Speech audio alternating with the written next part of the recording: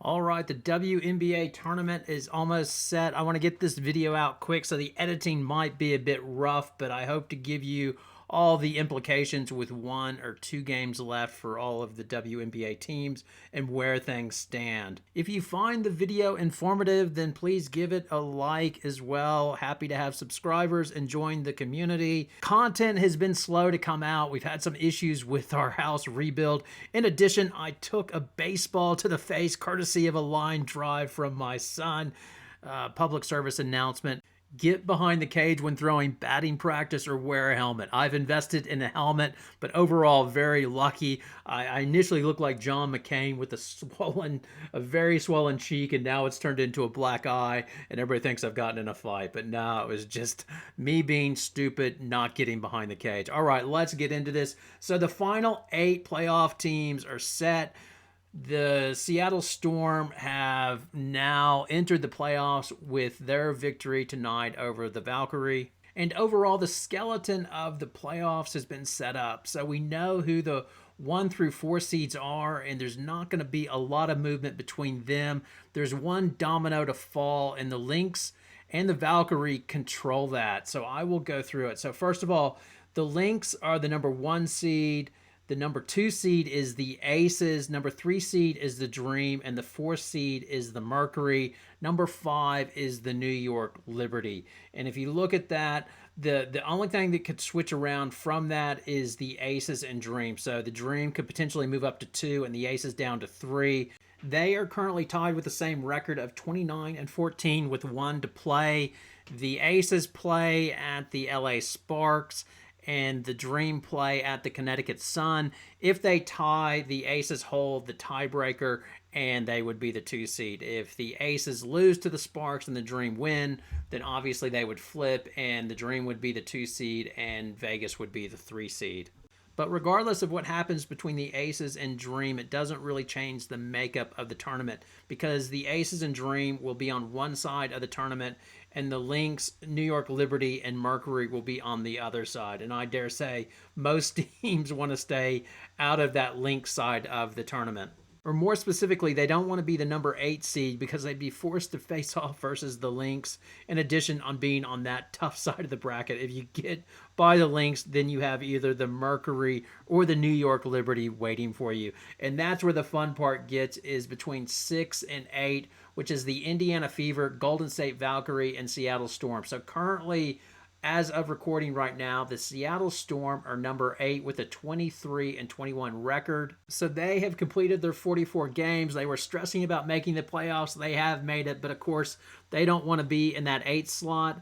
Number 7 is Golden State. They are 23-20, and here's where it gets interesting. If they win, they will wind up with a record of 24-20, and they will actually move up to the number 6 seed, and the Indiana Fever would go down to the number 7 seed, as they beat the Fever 3 times during the regular season and hold that tiebreaker. But if the Valkyrie lose their next game, then they wind up tying with the Seattle Storm with a record of 23-21, and the Seattle Storm hold that tiebreaker as they tied the season series 2-2, but the Seattle Storm have a better record versus above 500 teams, and based on that, they would be the number 7 seed, and Golden State would be the number 8 seed.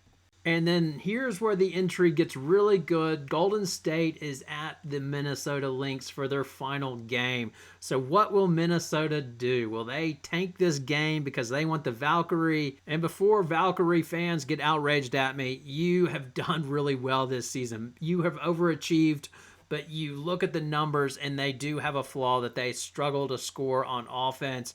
And I think most objective people looking at this would say, if I was going to choose my opponent, I would prefer the Valkyrie versus the Seattle Storm. Famous last words by Back to Sports. I'm sure I'll get killed on this.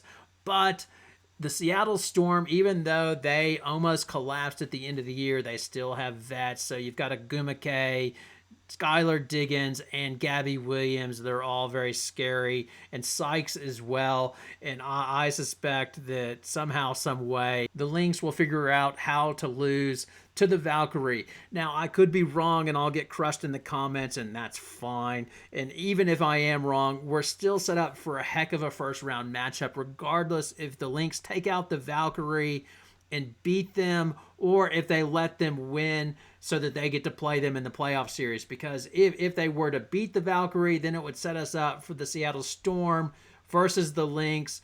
Obviously, Skylar Diggins got a bit mouthy when they beat the Lynx at their place. Cheryl Reeve wasn't real happy with that. Previously, Aguma K and Nafisa Collier have gotten chippy with each other, but come on, the matchup we all want to see. We all want to see the Seattle Storm go up against the Las Vegas Aces, as that's just tasty.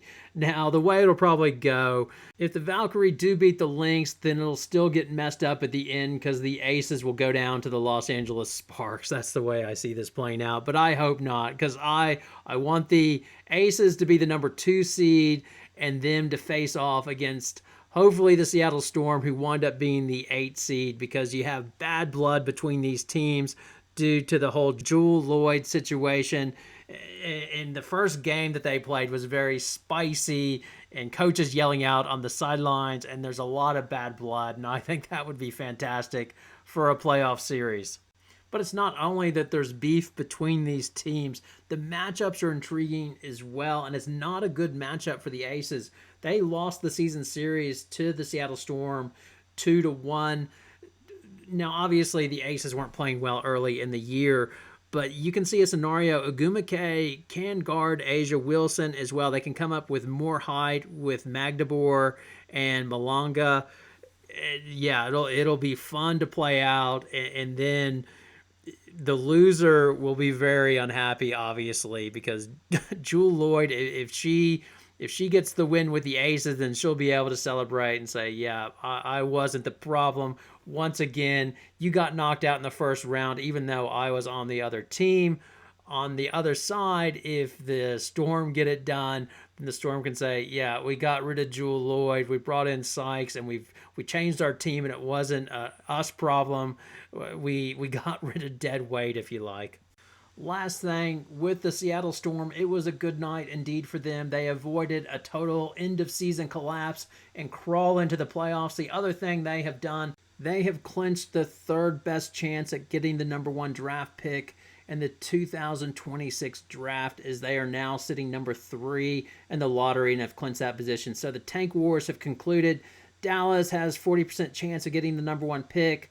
The Minnesota Lynx, care of the Chicago Sky from the Angel Reese trade. Angel didn't play tonight. More on that maybe in another video. They have a 25% chance. The Los Angeles Sparks, whose pick goes to the Seattle Storm. So the Storm, like I said, have a 17% chance. The Washington Mystics, 11% chance. And then the last one is the Chicago Sky. Their pick, care of Connecticut.